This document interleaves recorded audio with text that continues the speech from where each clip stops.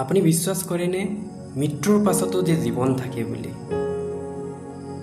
বহুতে কয় মৰাৰ পিছত আমি কি গম পাওঁ, মোক কোনোবাই পুতি দিব পাৰে, মোক কোনোবাই জ্বলাই দিব পাৰে। কিন্তু আপুনি জানেনে আমাৰ ভিতৰত এটা আত্মাও আছে, য'ত আমি উশাহ নিশাহ ল'ব পাৰিছোঁ, আপোনালোকৰ লগত কথা পাতিব পাৰিছোঁ।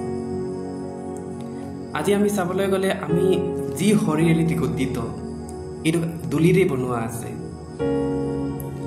আৰু আমি বাইবেল ভাৰ্চত চালে সকলোৱে একে ঠাইলৈ গমন কৰে, সকলোৱে ধূলিৰ পৰা উৎপন্ন হৈছে আৰু সকলোৱে ধূলিলৈ উলটি যায়। ইয়াত চাবলৈ গ'লে আমাক যি ধূলিয়েদি বনাইছিলে, যি মাটিয়েদি বনাইছিলে, সেই মাটিতে আমি লীন হ'ব লাগিব। কিন্তু আমাৰ আত্মা কেনেদৰে বাচিব পাৰিব?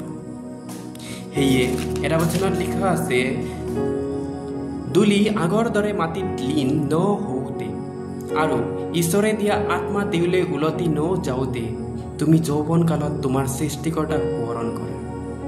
Praise the lord.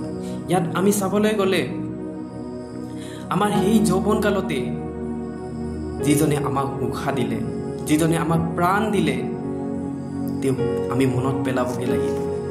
কাৰণ যি আত্মা আমাক দিয়া আছে, এই আত্মা পুনৰ তেওঁৰ তালৈ উলটি যাব। য'ত যি মাটিয়েদি আমাক বনোৱা আছে, এই মাটিত আমি থাকিবকে লাগিব, তাতে মৰিব লাগিব। কিন্তু যি আত্মা ঈশ্বৰে আমাক দিছে, এই আত্মা ঈশ্বৰৰ তালৈ উলটি যাব লাগিব। যদি আমি আত্মাৰ বিষয়ে যেতিয়া কথা পাতিয়ে আছো, তেতিয়া আমি জানিব লাগিব কি এই আত্মাও দুটা জেগাত যায়। এটা হৈছে নৰক, এটা হৈছে স্বৰ্গ। বহুতে কয় কি নৰক আৰু স্বৰ্গ কোনে দেখিছে?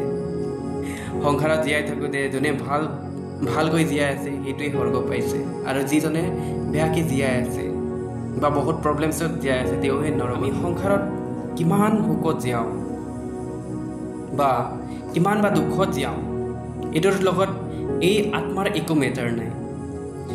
প্ৰভুৱে আমাক যি আত্মা দিছে, সেই আত্মা দুটা জেগাত যাবগৈ।